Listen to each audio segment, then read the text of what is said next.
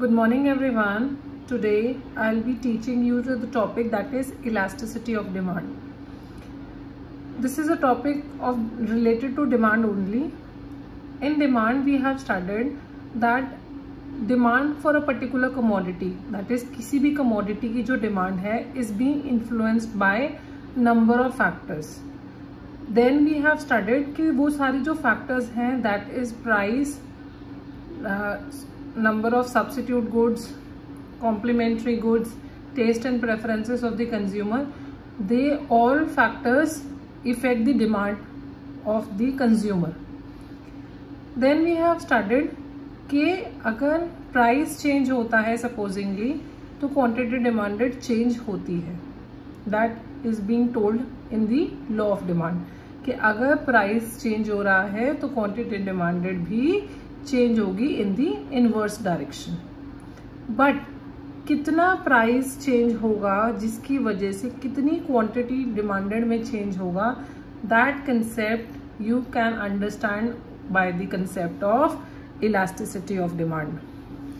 तो elasticity of demand basically tells you कि अगर आपकी क्वांटिटी डिमांड में चेंज हो रहा है तो कितना प्राइस चेंज होगा, कितनी इनकम चेंज होगी, कितना आपके सब्स्टिट्यूट गुड्स या कॉम्प्लीमेंट्री गुड्स के प्राइस में चेंज होगा, जिसकी वजह से आपकी क्वांटिटी डिमांडेड में कितना वेरिएशन आएगा. This you can understand with the concept of elasticity of demand. तो इलास्टिसिटी बेसिकली डिफाइन करता है the degree to which demand और supply sensitive to change in price और इनकम. के आपका जो डिमांड है या सप्लाई है किसी भी कमोडिटी की वो कितनी सेंसिटिव है कि उसके चेंज होने की वजह से आपकी डिमांड और सप्लाई में कितना इफेक्ट पड़ता है, वो आपको इलास्टिसिटी बताता है. लॉ ऑफ डिमांड एक्सप्लेन करता है आपको direction of change, that is price change, quantity demanded change, but it fails to explain the quantitatively relationship. That is how much change in one affects how much change in the other one. कि कितनी price में change होगा तो उसकी वजह से कितना quantity demanded में चेंज आएगा. This concept you can understand with the concept of elasticity of demand. Okay,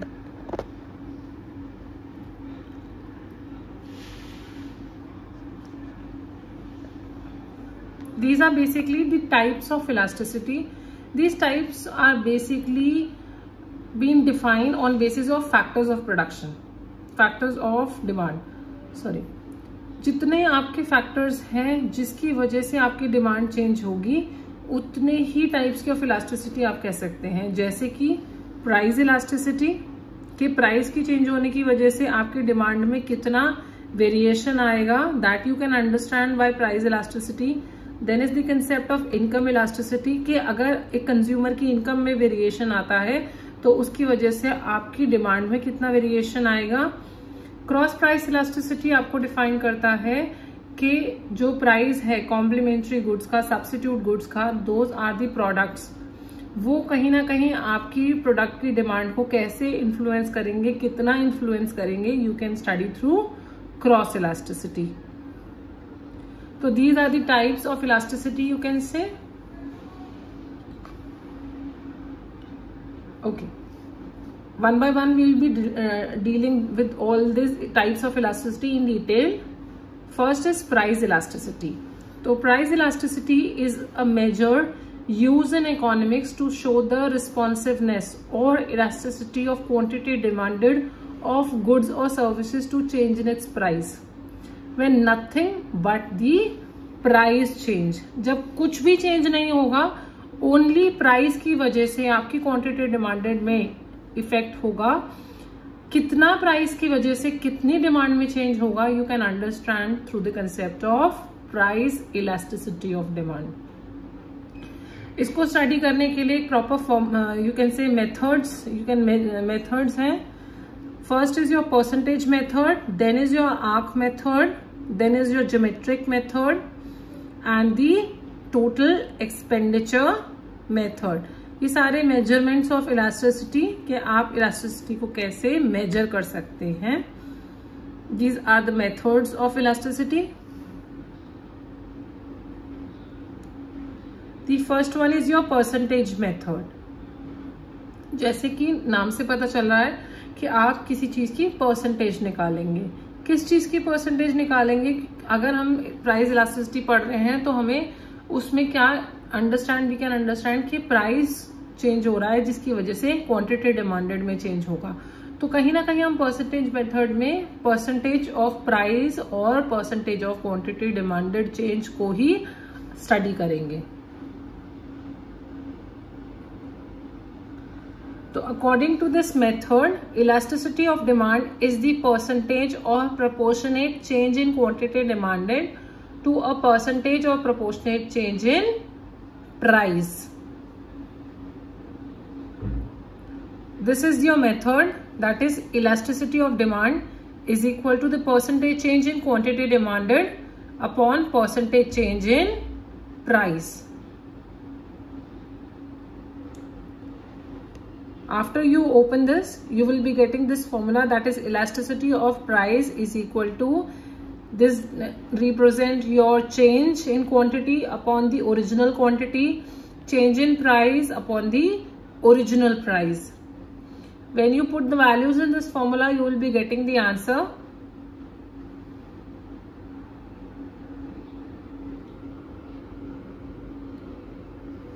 This is change in quantity, change in price, original price and original quantity.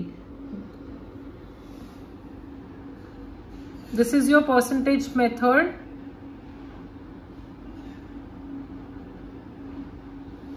Now the question is, if the price fall from 50 to 48, price fall हुआ है, quantity demanded increase हुई है, तो आप इसको फॉर्मूले में put करेंगे.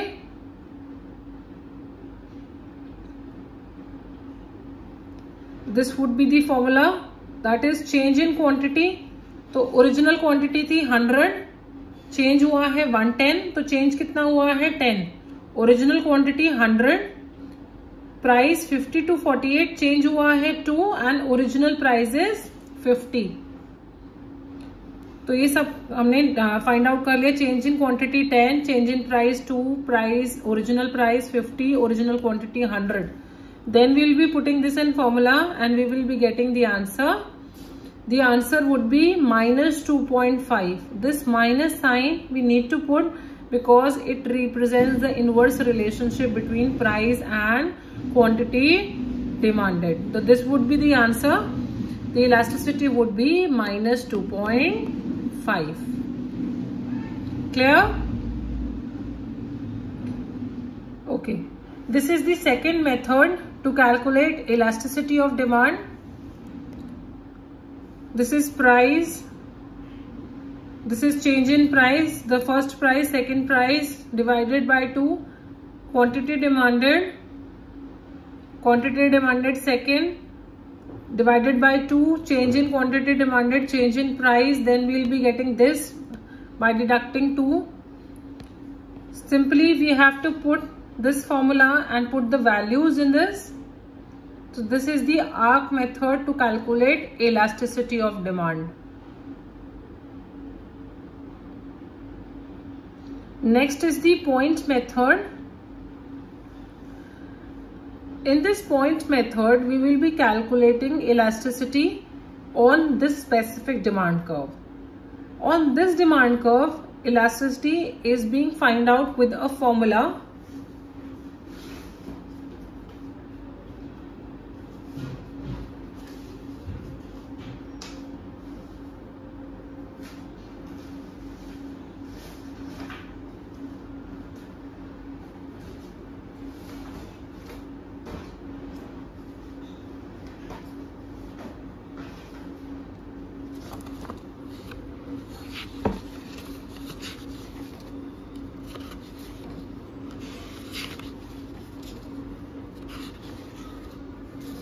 This is your point method to calculate elasticity of demand in detail.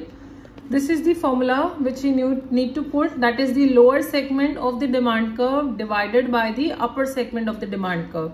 the lower segment of this demand curve divided by the upper segment of this demand curve will give you the elasticity of demand at that particular point on the demand curve. So at point A, the elasticity would be AE divided by 0. So elasticity would be perfectly elastic at the point A. Then you see at point B, the elasticity BE, that is the lower segment of the demand curve, upper segment is BA. So elasticity would be relatively elastic. At point C, the lower segment, upon the upper segment, the elasticity would be equal to 1, and that would be unitary elastic demand. At point D, the elasticity would be DE upon DA. That is the case of relatively inelastic demand. At point E, the elasticity would be 0 because there is nothing below this, and the upper segment would be EA, and that would be represent your perfectly inelastic demand curve.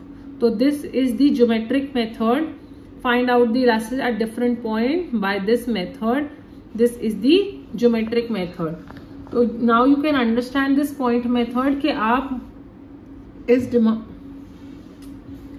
demand curve पर हर एक point पे you are finding out the elasticity, and this is the elasticity at different points on this demand curve.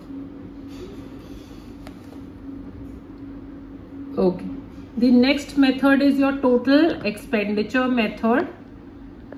In your total expenditure method, the elasticity of demand in relation to the change in total outlay, that is total outlay है आपका total expenditure as a result of change in the price. Price की change होने की वजह से जब आपके total expenditure में जो वेरिएशन आता है आप उसको आइडेंटिफाई करते हैं through the total expenditure method. इसमें केसेस 3 केसेस बनते हैं. This is case 1 in which price fall हुआ है. अगर किसी में कमोडिटी का प्राइस फॉल हुआ है तो ऑटोमेटिकली क्वांटिटी डिमांडेड इंक्रीज हो जाएगी. But the total outlay, that is the total expenditure, that is price into quantity, the total expenditure is same. That उसका जब nature है elasticity का would be equal to 1, that is unitary elastic. If price fall but the quantity demanded also increases, but the total expenditure also increase. के price fall हुआ है तो that means quantity demanded would increase. In that case आपका जो total expenditure क्या हुआ है, total expenditure increase हुआ है. That is the case of more than unit elastic. But the last case जब price fall हुआ है, quantity demanded increase हुई है, but जो total expenditure है आपका, the total expenditure is still constant. Total expenditure decreases, that is the case of less than unit elastic. So that it would be the case of less than unit elastic. So this is the whole total expenditure method to calculate elasticity of demand by the total expenditure method. I think it is clear.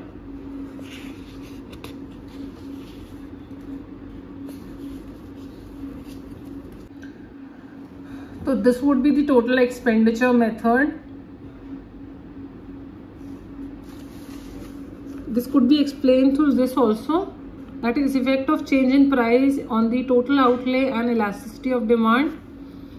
There is change in price, fall or rise, total expenditure constant. Elasticity would be equal to 1.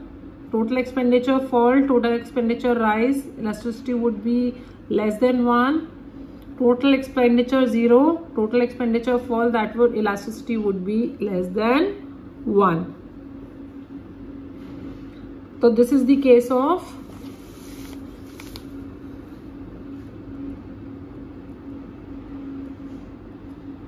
total expenditure method. Then we will be doing the shapes of elasticity of demand.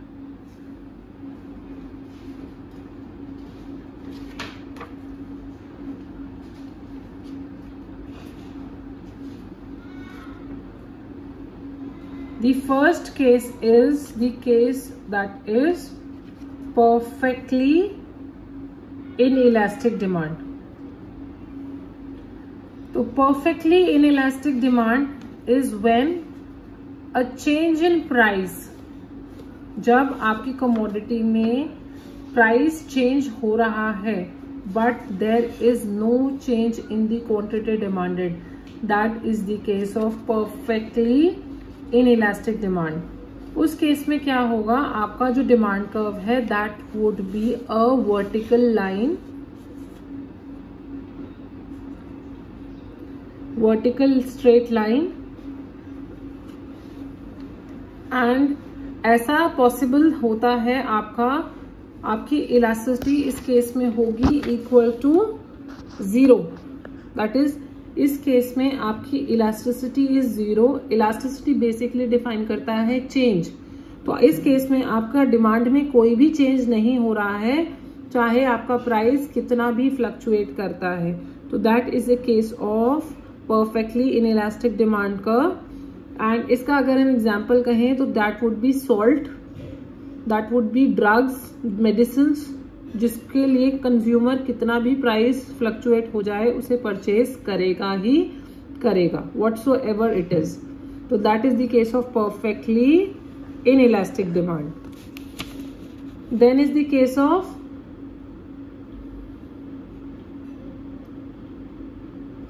relatively inelastic. Relatively inelastic is when the proportionate change in demand, that is demand में जितना change हो रहा है वो less है as compared to change in price. Class इससे आपको ज्यादा अच्छे से समझ आएगा कि आपका जो प्राइस है उसमें ज्यादा वेरिएशन है as compare to your quantity demanded. तो that is the case of relatively inelastic demand. When the percentage change in demand is less than percentage change in the price of the product, कि product का price increase हो रहा है 30 से पर demand decrease हो रही है 10 से, that is a case of relatively inelastic demand. Next is the case of unitary elastic. Unitary elastic का केस होता है when the proportionate change in demand is equal to proportionate change in price. That is the case of unitary elastic. इस case में क्या होता है कि जितना आपका प्राइस में चेंज कर रहे हैं आप कमोडिटी की प्राइस में, उतना ही सिमिलरली क्वांटिटी डिमांडेड में भी चेंज हो रहा है. तो that is the case of unitary elastic. The elasticity would be equal to 1. The demand curve for unitary elastic is a rectangular hyperbola. Clear है?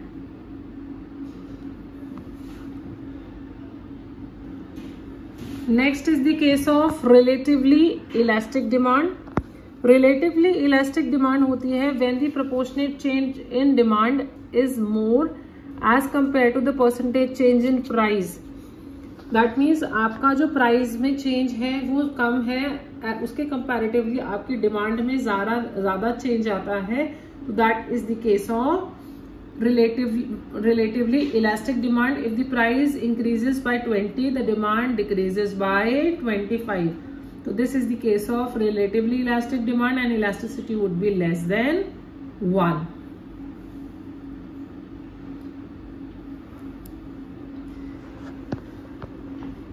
Then is the case of perfectly elastic demand. Perfectly elastic demand is the case when the demand for a product change increases or decreases when there is no change in the price.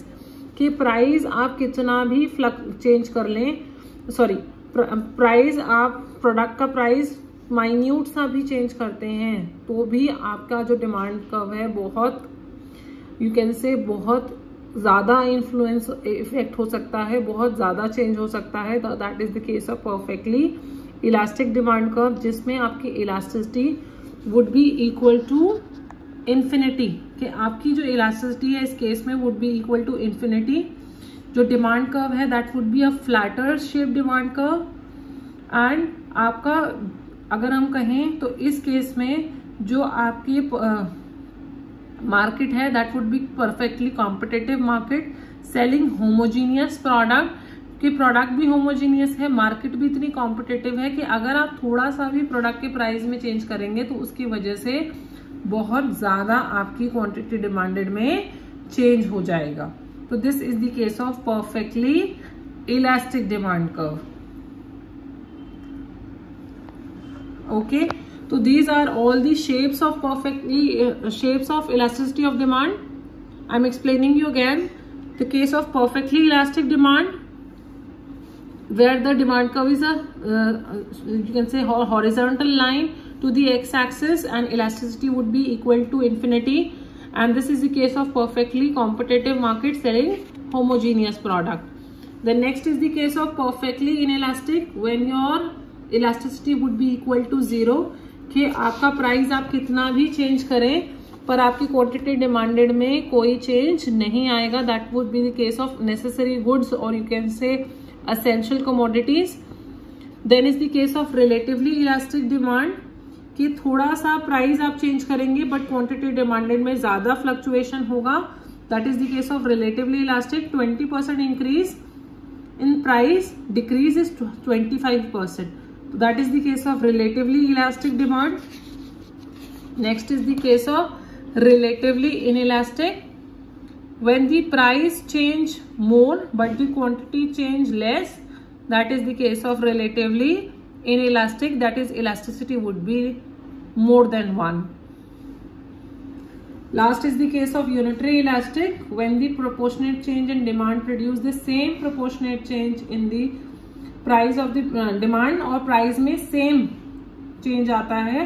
That is called as unitary elastic, and your demand curve would be a rectangular hyperbola. This is the case of unitary elastic. Now we'll be doing the income elasticity of demand, कि जब आपके income की change होने की वजह से आपके product के डिमांड में चेंज आता है, that you can be defining through the income elasticity concept, कि अगर आपकी as a consumer income change होती है तो ऑटोमेटिकली आपकी डिमांड भी फ्लक्चुएट करेगी. तो this you can explain with this example, that is percentage change in quantity demanded of X, percentage change in the income of the consumer. तो consumer की income में जितना चेंज आएगा, change in quantity divided by quantity, change income, change in the income, that would be defining this. You will be using this formula to calculate the income elasticity of demand.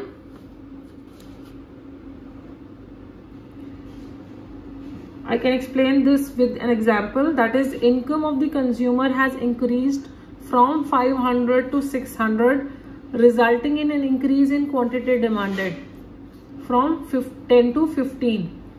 तो quantity demanded में change हुआ है 5, income में change हुआ है 100, multiply by the original income divided by the original quantity demanded. तो you will be getting the answer, that is 2.5. तो income में जो इलास्टिसिटी है that would be 2.5.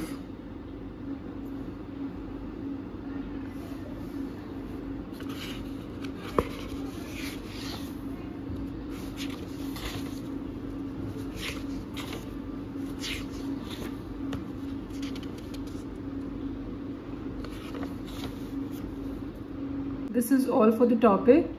If you have any doubt, please you can message me, and please like, subscribe my video if you like it.